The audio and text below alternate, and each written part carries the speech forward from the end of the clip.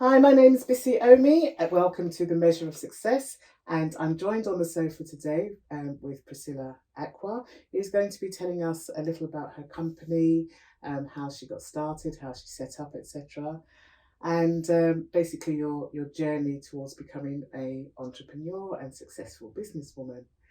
Before we get started, I would like to ask you, who was your favourite teacher and why? My favourite teacher was my art teacher in primary school. And the reason why he was my favourite teacher is because he always encouraged me. And yeah, he always, because I wasn't performing as well in other subjects, so it was important as a child of that age as well to have that encouragement. Yeah, and he really just pushed forward my creativity. Okay. I think it's always important really to have a teacher that we feel encouraged us and was there for us, and Definitely. that we liked more than any of the other teachers. Yeah. Basically. Okay, right. Okay, now to get started, I'm going to start at the beginning, which I think is always a good place to start.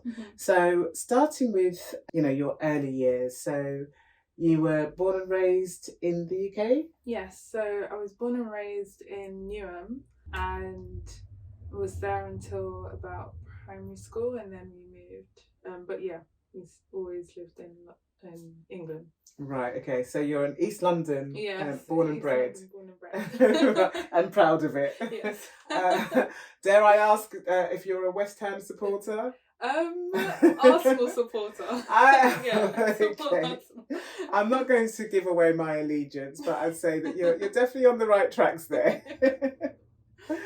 Okay, now in terms of your early years, then, so you were brought up by your parents, and you're of Ghanaian origin. Yes. Did you feel that at the time that you were being, raised as a Ghanaian family? Was it different then compared to other children, for example? I think my parents did very well in terms of keeping our Ghanaian roots and culture very much alive. We would go and visit and go to Ghana and see my grandparents a lot. They would also speak Twi in front of us as well, and told us about where we were from, told us stories about like folk stories and stuff like that. So it was very much we knew about our roots. And you're one of 4 siblings or Yes. 4 children, 4 is that children, right? yeah. Right, okay, so your parents definitely had their hands full then. Yeah, we're all 3 years apart, so. Oh, really? Yeah. Oh, well, was that careful planning? I don't know. Now, moving on to education. So you started, obviously, life at primary school. Did you kind of feel that from an early stage that there were things that you were good at or better at? Definitely. I knew that I liked art and I was creative, and something that I was passionate about. I think I got confirmation that I was good at it when I got asked to do like projects or after school art clubs. Yeah, so there was a distinction in what I was good at and maybe what I wasn't as well, or where I didn't perform as well. I didn't let it Affect you? Yeah, I didn't let it affect me because I liked my own world or bubble and creativity. So like I had this notepad that I used to draw in, and just kind of, it was my little safe haven where I would just go off and draw. Yeah. And did you allow others, your brother or your sisters, to see your notepad? No. Definitely not. So that was just literally just for your own purposes. Okay. Now it's interesting, as you say, that you sort of found that you were creative from an early stage, and that you used to draw a lot, but probably paint a lot, etc. Was it all sorts of crafts that you did? Did you do things like sewing and that sort of thing as well? Yeah, so I pretty much just liked creating. So whether it was drawing or painting or even making, I used to make these paper shoes. Oh, right, Yeah, so I okay. used to get pieces of paper and trace my foot around it and cut it out. So it was pretty much anything that I could be or use my imagination. Right. Yeah, then I was just, yeah, all over it. Ah, fantastic. Now, you mentioned some of the other subjects which perhaps you weren't quite so Yeah. good at, which is absolutely fine because, of course, we all, that we're always going to shine in one area over another area. Mhm. Absolutely. In terms of English, how like English literature, for example, Yeah. because you were creative, did you find that you were good at English literature as well? Yeah. Yes. So I loved writing poems Oh, and writing short stories as well. So that was something that I excelled in. And even outside of academics, I would go home and write poems and poetry as well. So yeah. did you find inspiration from anywhere? Was it like nature, for example? Was it looking at people? You must have been very observant, for example. Hmm.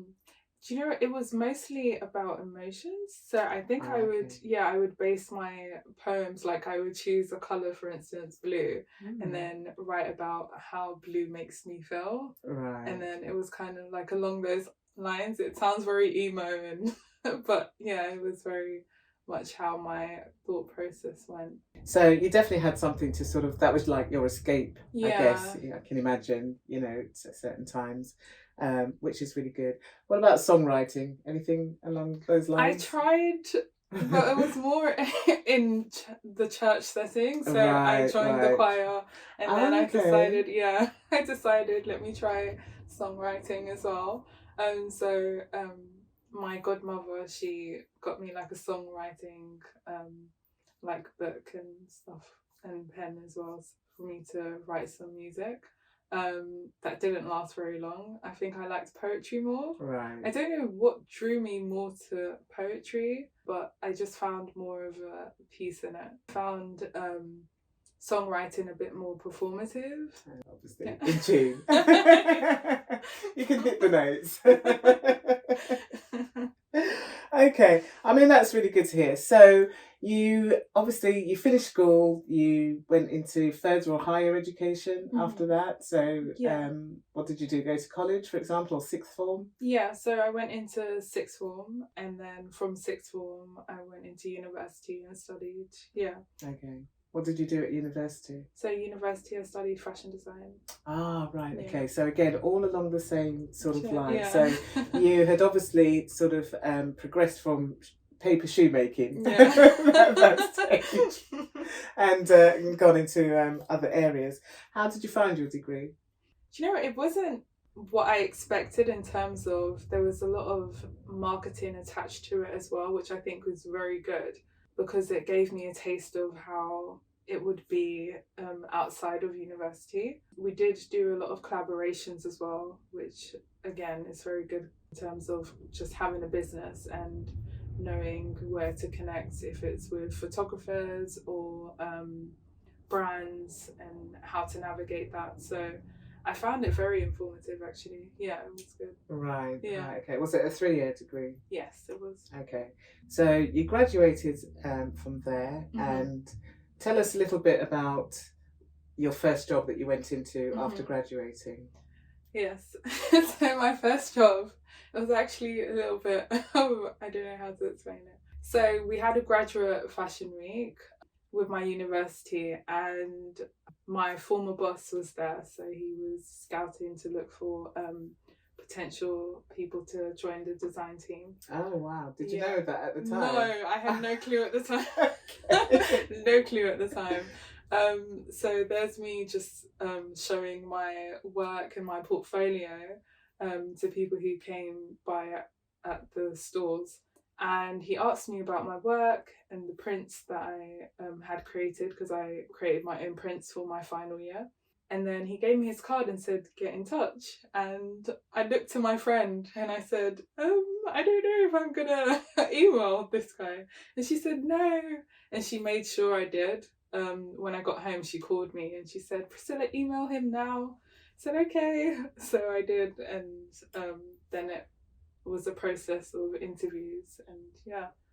Wow. So where did that lead you to then? So once you obviously got the job, Yeah. because you said your ex-boss. So, Yeah. so was that in London, for example, or? So the company's headquarters is actually in Belgium. So Right. yeah, so it led me to living in Belgium, which was Ah, completely right. yeah. So you left London, Yes. the UK, you moved Yeah. to Belgium. Yes. Okay.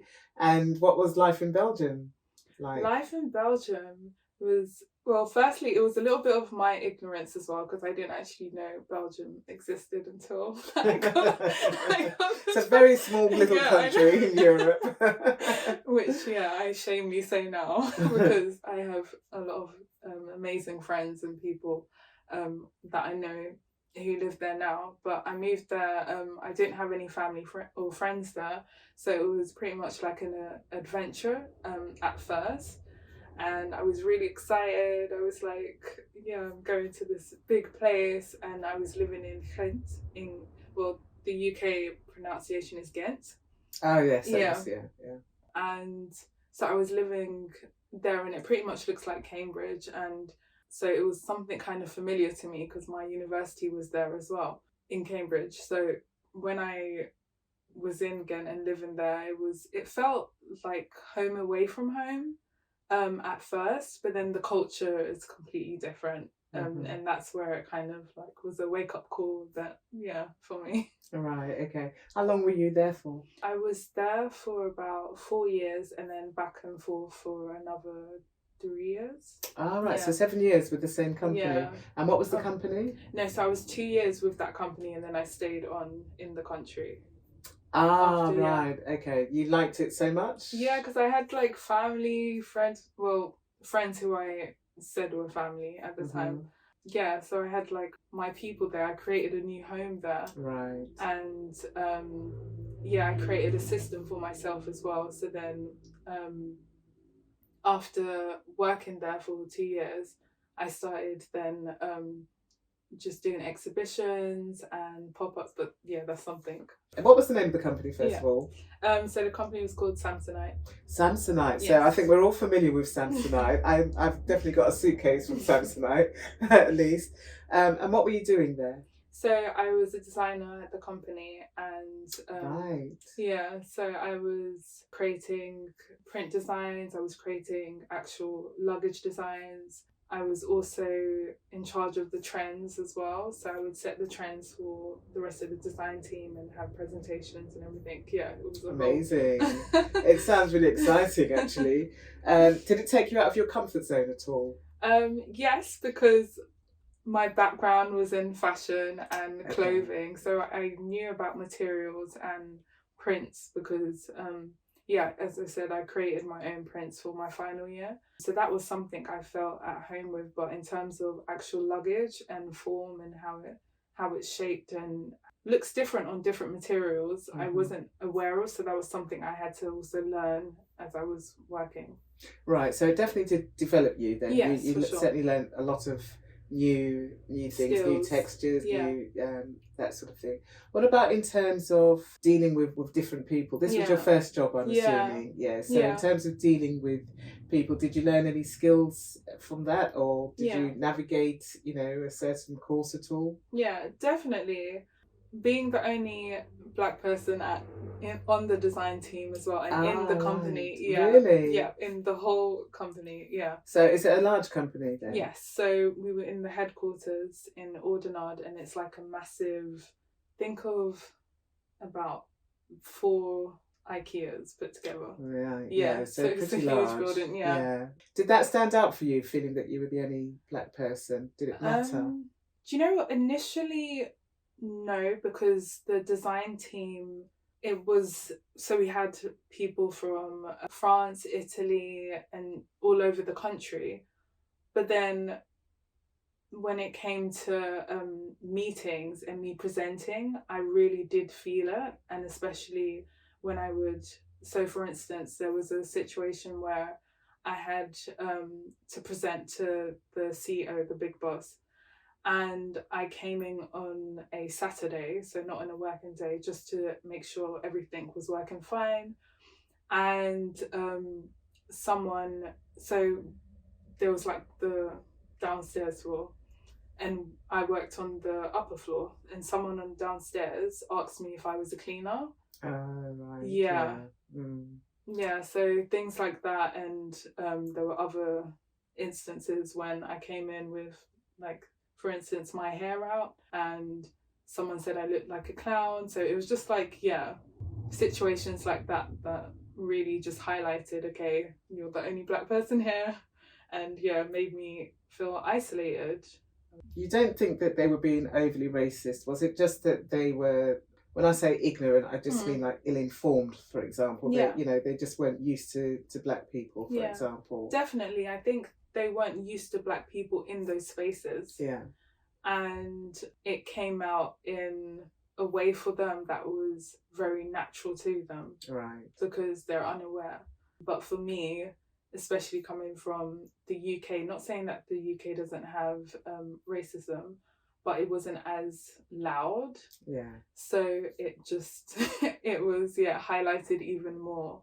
I then took that on as, because I always try and think of things in this perspective, not only of my own, but other people's as well, and also how I can grow from the situation. Mm-hmm. So in that situation, I decided that it wasn't going to make me feel any less, Right. or any insignificant, and I deserve to be in that space. Absolutely.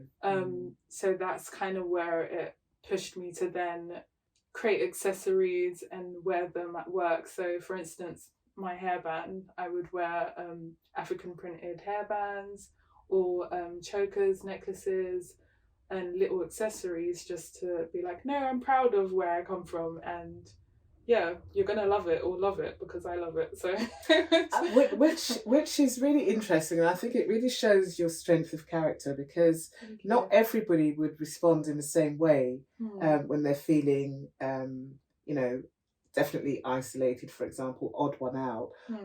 People would probably feel like, oh, actually, I want to blend in. So they would probably maybe sell themselves short a little bit. But in your response to this was, no, I'm going to be loud and proud. I'm going to show you what we're all about. What did it take a lot for you to be able to do that, do you think? I think it was pretty much a fight or flight moment, because it was like, okay, the people who I would usually lean on are in England. So it was like, okay, Priscilla, you're here.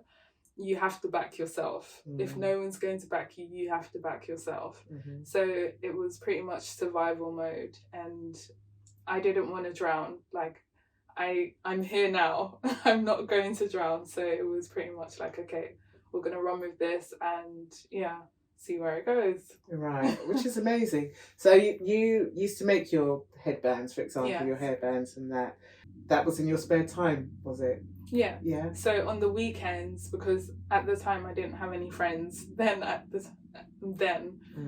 so I would go home, and then I would have my sewing machine, and I would just make these accessories and little pieces, and just yeah. And so when you used to wear these to work, did you get a reaction? Did people comment at all? Do you know what? No one said anything about my accessories.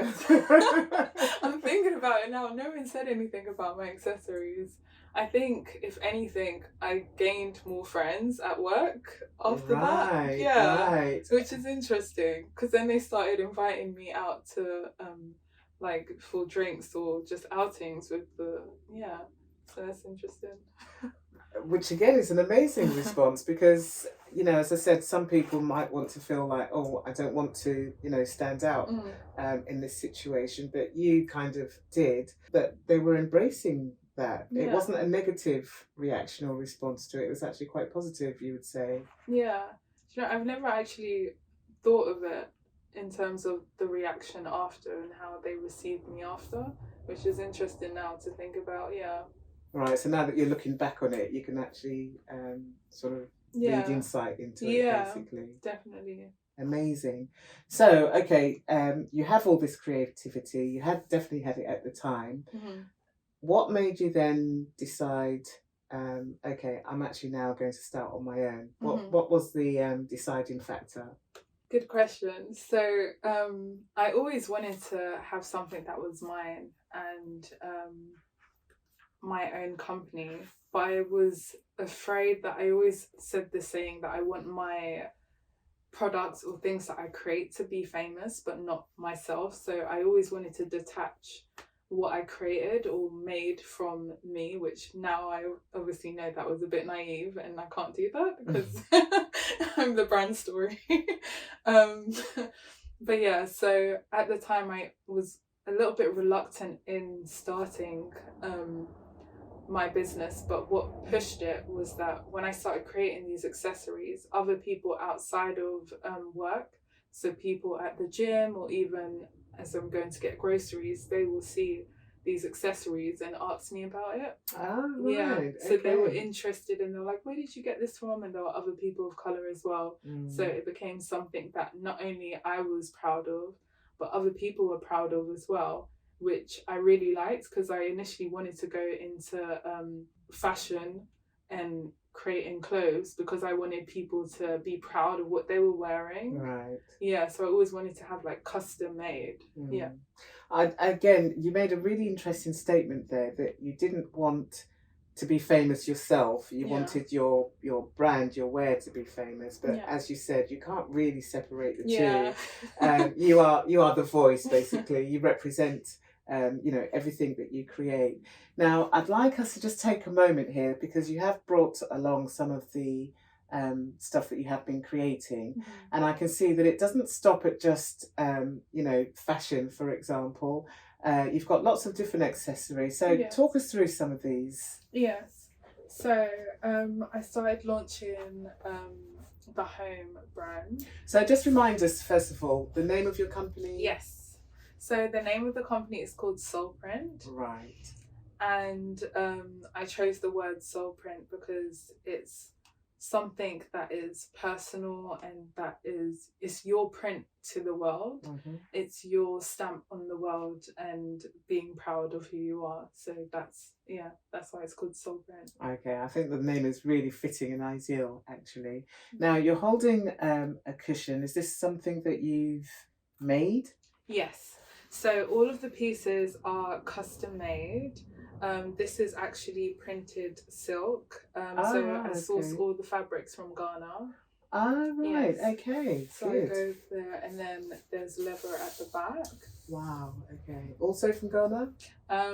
Some of them are not in terms of the fabrics that I mix with it. So the printed, so the patterned fabrics are all from Ghana and sourced from Ghana, but the plain fabrics are if I go to fabric shops you could get those from anywhere. Exactly. Yeah, absolutely. But would you say this is typically Ghanaian, this cloth, this material? I wouldn't say it's traditionally. I would say this one is more traditionally because it's the kente pattern. Right. Okay. Now, sorry, I'm going to stop you there. So when I think kente, I think of the beautiful bright colours, the oranges, yes. the yellows, the greens, Yes. etc. But this is black and white. Yes. So two-tone, basically. Yes. Okay, so what makes it kente? What is kente then? Okay, so kente is the way the fabric is actually made. So it's made from silk cotton and it's actually woven into strips. Okay. And then those strips are zigzag stitched to make a piece of fabric. Wow. Okay, Yeah. so very intricate. Yes, indeed. And traditionally, the royals or for special occasions would have this fabric. Okay. Yeah. So how do they weave it? Is it hand woven or do they use machines? Hand woven? Yes, it's really? all hand woven, yes. That is amazing. Now, I've definitely learnt something today. I've learnt two things already, basically. So all of this that you've sourced here, this is kente from Ghana, so we know it's genuine. Yes. Do we have fake kente? Is there such a thing? The fake kente is pretty much printed because you can't actually... So there's either the original one that's woven, that you can see it's woven, and then there's the non-woven one, which is just the prints. Usually that's wax print on cotton. Mm-hmm. And that's why there's more of a range of different designs with that. but original kente is all woven. Like you could see the stitching and the Yeah, weaving. yeah. And I must say, I mean, looking at it from here, it does look really intricate. I can, definitely see the design there. Mhm. So any colours could be kente. Yes. Then. So it comes in a range of different colours. The colours do also have meanings. I've chosen this black and white one. So with Soul Print, the brand, it's a Pan-African brand. So it's a mix of my roots, the African culture, and also because I was born in the Western world. So a lot of the designs would be, I would say, clean cut in terms of maybe the shapes might be as more of a generic Western style. Right. But the patterns, the prints, the colours are very much influenced and from Ghana and from Africa. Whereas so it's like a mix of both, and then of course quality as well, which is in everything. Yeah, absolutely. So I mean, this is beautiful. I love this, and the back material is that satin or silk as well? Yeah, so it's a Duchess satin at the back. Right. Okay. It's absolutely gorgeous. I think if you hold that up to the camera, so that our viewers can see that. Okay. And so you've brought two cushions today. Yes. So we've seen this one, and then you've got that one as well. Yes. Now you've brought some other things as well. So beautiful picture painting that I can see over there. Yes. You painted that yourself? Yeah. So this one. So this is one of my works that I actually created in while I was in Belgium. I exhibited it at some galleries in Antwerp, Brussels, in Kent, and in Leuven as well. So this one's an emotional piece. So all of the artworks that I created whilst I was in Belgium, they're pretty much this kind of style with the black background and then the print at the back of it. I believe it pretty much sums up in terms of the style where I was at emotionally in Belgium. Not so much the images, because of course some of them are a bit more happier than this one. But they are pretty much emotional pieces, because I was trying to figure out and find what I wanted to do and myself, I guess, in that space. Yeah, so I started to paint as well. Right, okay. So you really do have a full range of talent then. So painting, obviously sewing and what would you call it? Haberdashery or handicraft. Yes. And also dressmaking as well. Now, you didn't bring any clothes for us today, which is absolutely fine. But if we did want to find out more, if we wanted to see, the range of things that you've got on offer, how would our viewers do that? So I'm online, which is www.soulprint.uk, and so that's the e-commerce, the where you can order online. And also I have pop-ups. So I previously had one in John Lewis that just went by, and there's another one happening for 2 months at the Crafted Corner in Newham. At the new builds. Yeah. Tell us more about that then. So the lady who owns the shop, she has a space for handmade designers and Right. So like a pop-up basically. No, because she's there permanently. No, but I mean for people that she's inviting there, it will be a pop-up. Okay, so that's exciting then. So you're kind of making inroads now. You've mentioned John Lewis, which again is a name that we're all very familiar with. Do you go around to all of the John Lewis branches? Yeah. Yes. I don't want to say too much, but we're back and forth in emails. Yeah. Right. In a good way, because I know that sounds a bit. Right. Okay. But you've been to the Westfield Stratford John Lewis already.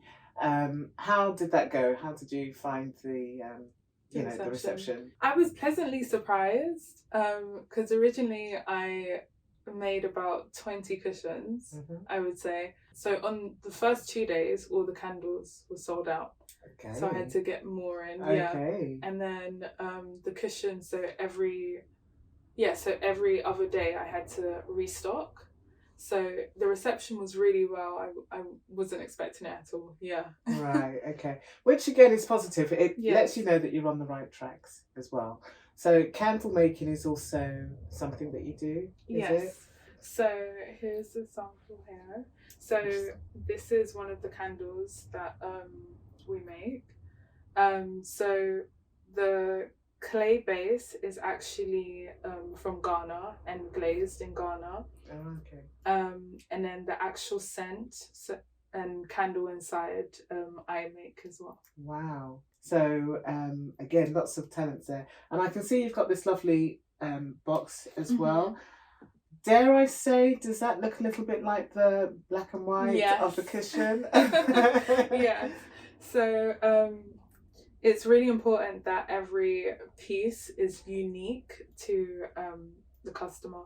And I try and do that in everything. So in terms of the clay candles, it's all of them are different from the next, except for the scent, of course, and the fact that I actually make the candle wax inside as well, and you can reuse it as a plant pot, which again goes with our brand ethos of just natural materials. This is the packaging. So when you order online, you would get a hand-drawn packaging box. Wow. Yes. Okay, that really is special then, isn't it? You would get a hand packaging box that it comes in. So it just also adds to it being something made just for you, and so that uniqueness as well. Exactly. So you know that this is one of a kind. I'm not going to go and see this exactly, down the road, for example, or anything like that. Which, as I said, it does make it really special, both as a gift, but also for yourself as well. Exactly. If we want to invest that little bit, more sort of time and money in ourselves, then that's definitely the way to go, isn't it? And I mean, I know that nowadays there are a lot of complaints because every shop you tend to go to now, you see the same sort of generic. Very generic, isn't it? Whether it's in our fashion, our home. Yeah. So to find these unique pieces, I think that's what people want nowadays. They want something which is, one of a kind. You're not going to go to your mate's house down the road and see exactly the same thing there. So definitely you're on the right tracks with that. It's really sort of impressive, to hear your journey and, definitely where you're at the moment. If I could ask a question, it's going to be a generic question. Where would you see yourself in 2 years' time? Definitely would like to upscale, whether that is having a physical store where people can come to, or whether it's having a personal supply chain, I would say, in a well-known store. That's good ambition, obviously. It's like the next steps. So when you say that you source your materials and things from Ghana, do you go to Ghana personally? You visit Ghana. How often would you say you need to go there? It depends on, well, I go there every year, at least once a year, depending on how much fabric I need to bring back, then it might be 2 or 3 times. But usually it's once a year. Yeah. Right, okay. And so you know where to source the things out there, or do you just sort of go from pillar to post or anything like that? No, I mean sometimes, because they do have carpenters on the side roads that you can see their work. So sometimes I do stop off there and then I check out their work and then have a conversation and see what they've done. Because I'm very interested, I would say, in the creativity process and how things are made, and so I like to go to the source. Right, okay. So again, really interesting. Just before we move on, I will say that I did recently buy a candle from you, which I absolutely love, and so thank you for that. And I will be buying more for you. I've definitely got my eye on that cushion. So my one-of-a-kind cushion, as I said. So but moving on now to the business side of things. Now, would you say, I mean, I know you said when you did your degree there was a lot of marketing involved at the time, and you did say that was quite useful. How do you sort of balance the creative side with the marketing or business strategy, for example? You just have to push yourself out there. You have to just do it. Literally, you have to do it. Because being creative is something that is more natural to me. So I would find myself doing that just throughout the day. So I would write down my ideas, I would draw sketches. But when it comes to marketing, I pretty much need to, that's something that I've had to teach myself throughout time. And of course, relying on people who know what they're doing. So I have my mentors as well who keep me on the right track and help me. Which is one of the things that I was actually going to lead on to. But just before we go on to that, so how do you put yourself out there? I mean, do you walk into a John Lewis, for example, and say, can I advertise my wares here or sell my wares here? What's the first step? So what do you do? Okay, so you need to be in the spaces that you're afraid to be in. So for instance, I attend the UK Black business shows, trade shows, and just networking. And you really just have to, even if you're not confident, you have to fake it in that moment. At least. Fake it till you make it. At least in that moment. You heard it here, folks. But I do also find, I would say solace in, because I'm Christian as well. So I find a lot of strength in like just having a prayer before I go and do something that gives me courage and strength. Right. So that helps me a lot as well, because sometimes I can be a bit like shy or awkward. So when I say a little prayer, it just gives me that oomph and energy that I need to do something. So just pretty much putting yourself out in those spaces and not being afraid. What's the worst that can happen? The person says no. Okay, move on, next person. And eventually someone will say yes. And that strategy is obviously working for you, because as you said, you are going to these, sort of high profile places and different places as well, to advertise your wares, which is obviously important. Now, in terms of financing, for you to kind of get started and up to where you are today, did you need a bank loan, for example? Did you just save up? Were you really good at saving your pennies, for example? The way I looked at it was that my business was like investing in myself. So whatever job I was in, for every penny that I had set aside for a holiday, for instance, I would save twice as much for my business. Okay. So I was pretty much a saver. Right. And then I also set myself goals as well. So I previously had a showroom, and at that time, it was ticketed, so that also helped generate. I also like to do pre-orders as well. Okay. So on the website, for instance, with the suits, the women's suits that I used to make, so I would create one, have a photo shoot of it, and then put the option of different sizes and everything on the website, and then people will order from there. And I would let them know the time period it will take, and then I would go from that. So pre-orders helped a lot as well. Right.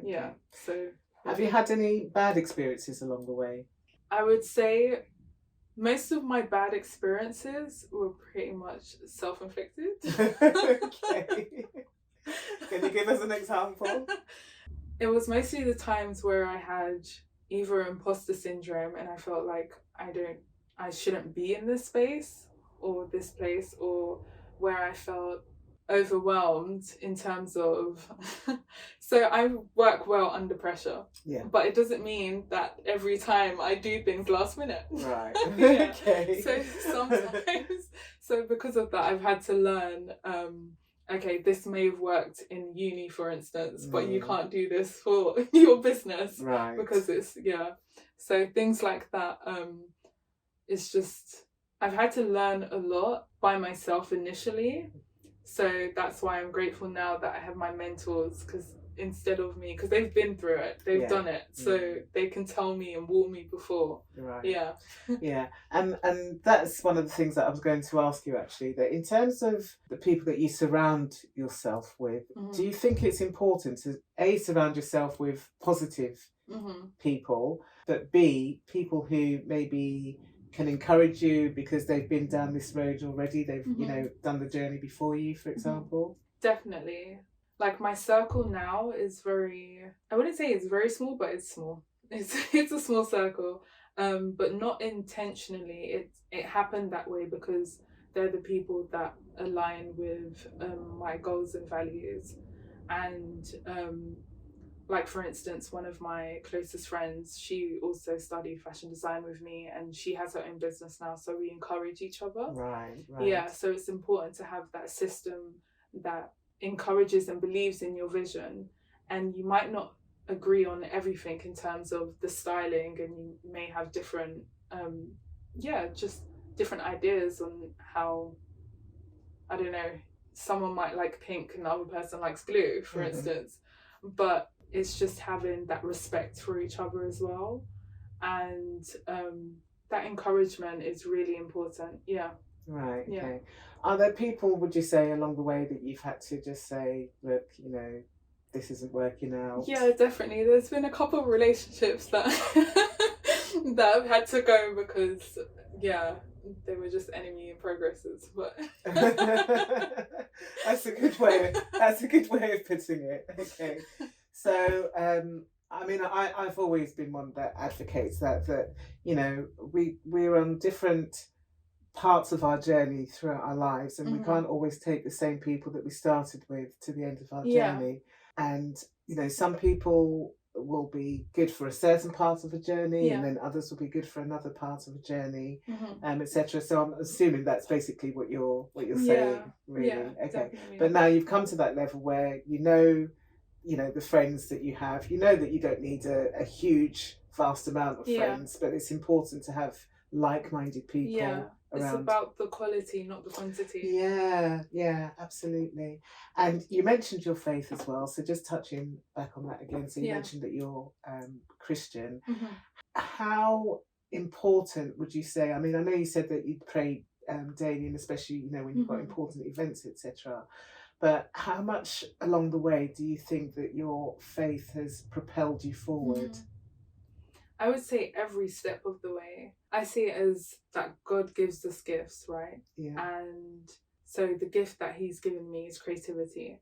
So there's like a scripture in the Bible that says, "Before you were in your mother's womb, I knew you." Yes. So I see it as from the beginning, like He already knew, and He's been there with me kind of every step of the way. Yeah, and that gives me encouragement as well to know that, okay, like, no, I'm doing what I was made to do. Right. Yeah. Right. Okay. So it's almost like you know what your mission is in life, or what your goal is, or what your purpose is. I would like to in think. life. I would like to think so. But do you feel comfortable on this part of the journey that you're on Yes. now? So then presumably that's because this is where you're supposed to be at Yeah, this stage. it's true. If you had any niggling doubts or anything, then you know you might say, well, Yeah. perhaps not. But it definitely does sound like you're aligned Yeah. with your purpose and your goal, etc., which is really good. Now you've touched also upon sustainability.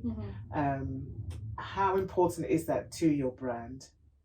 It's very important in terms of reusing it, and yeah, the long lasting aspect of it as well, because I don't want these pieces that I create to just be like, yes, they are beautiful, so they're to be shown and they can be design pieces in terms of in the home, or even clothes, but I really want it to be timeless. Right. Yeah. I want it to be something that you can reuse, like for instance with the candles, it also being reused as a plant pot. Yeah. And even as a mug, like for people to find different and innovative ways to kind of have their products and to use them. Yeah. Right, okay. Which is nice, isn't it? Because something like that, I would hate to think that, you know, when the candle's finished that I'm just going to dispose of that. Why would I? Because it is so beautiful.